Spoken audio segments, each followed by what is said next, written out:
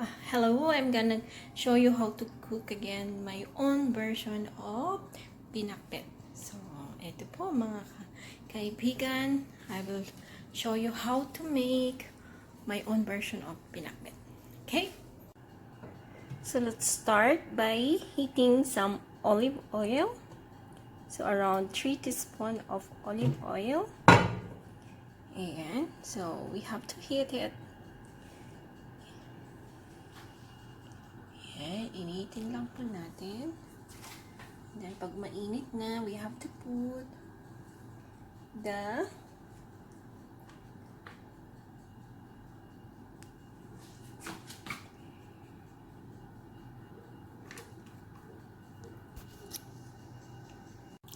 Ayan mga kaibigan, we already heated the oil. So, ilagay natin ang ating garlic.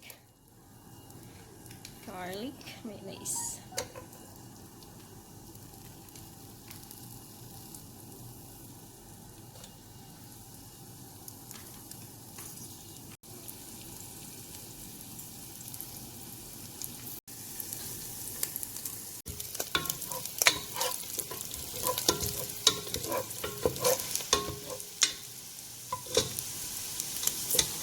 Ayan, pwede na po ilagay ang ating onion. Ayan, ilagay natin ang ating onion.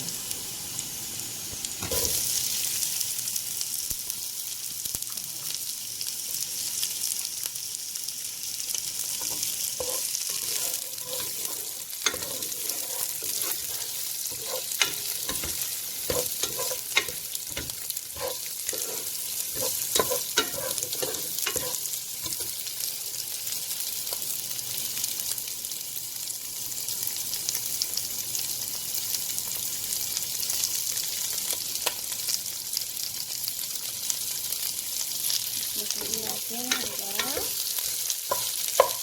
tender siya. Ayan, malalaman natin dito na yung ating onion pag malambot na po lahat. Ayan, so we have to wait. Ayan, maglalagay din po tayo ng patis. Okay. So, mga 2 teaspoon of fish sauce. Ayan po. And then, we have to cook it.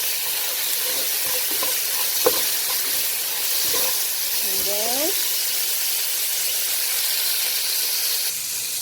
ilagay po natin ang ating squash o kalabasa. Ayan. Madami-dami po yung ating kalabasa. Pwede po kung madami ang kalabasa, pwede po yung damihan. Kasi po masarap ang kalabasa, manamis-namis. And it is healthy for our skin and for our eyes. Vitamin E po ang kalabasa. Ayan.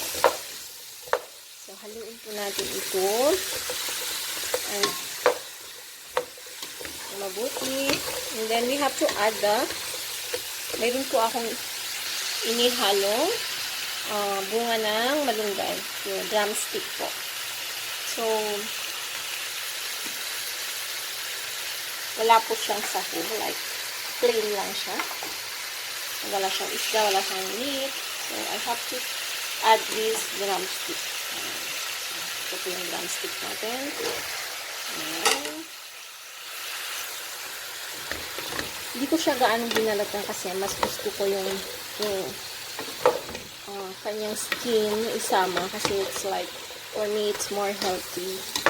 So, kasama po yung skin niya. So, hindi ko siya gaano binalatan. So, ayan. So, we have to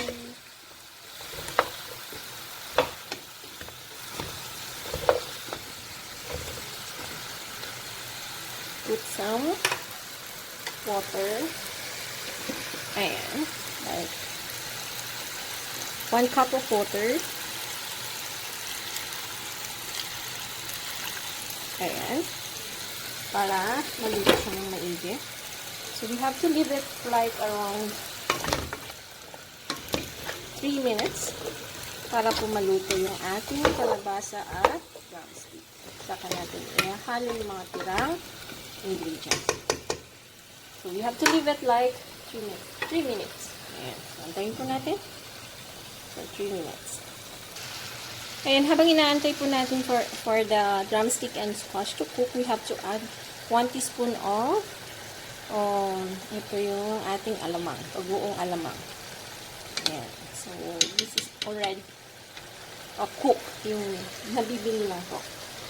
So, I bought ready-made cook bagoong alamang. Ayan, so haluin po natin together with the kalabasa at drumstick. Ayan.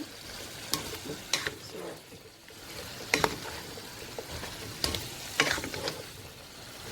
ayan, so iwan natin again.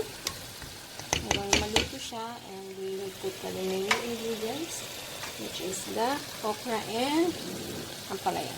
So, we have to wait for another 2 minutes para maluto po ang ating drumstick and squash. Ayan mga kaibigan, yung ating drumstick at squash ay medyo luto na po. Ayan mga kaibigan, ang ating drumstick and squash ay half-cook na. So, medyo luto na siya actually. So, we can just put the okra. Ayan, we can just put the okra. Ayan po. Halo-halo. And then, we can just put the okra. Ayan, halo-halo.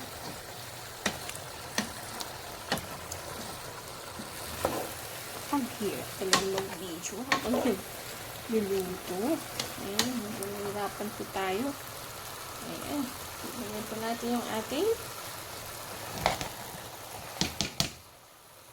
gourd or ampalaya.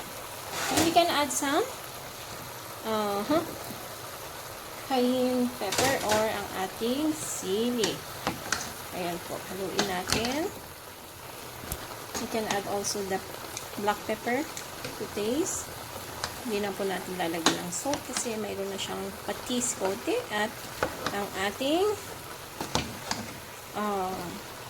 bagoong na alamang. So, ayan po ang ating kalabasa, drumstick, ang ating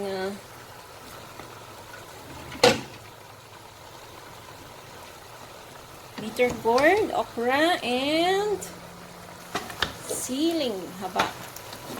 So, that's our own version of pinakbet. So, medyo kulang po yung water na dinagay natin. So, we can add some little bit of water. So, yung preheat na po o pre-boiled water. So, we can add some half of cup again. Kasi hindi po yung ating nilagay kanina. Konti po, yung 1 cup.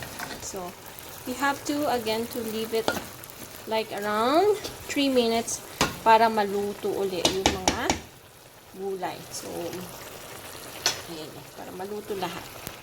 So, we have to leave it for 3 minutes. Ayan. So, we have to cover. Cover lang po natin and iwan po natin ng 3 minutes. Ayan, mga friend. Titignan na po natin kung luto na ang ating pinakbet. Ayan, so iniwan natin lang around 3 minutes. So, almost 3 minutes din siya. Iniwan natin. So, ayan, tignan natin. So, luto na. Ayan. Sa kabila. Tignan natin sa kabila.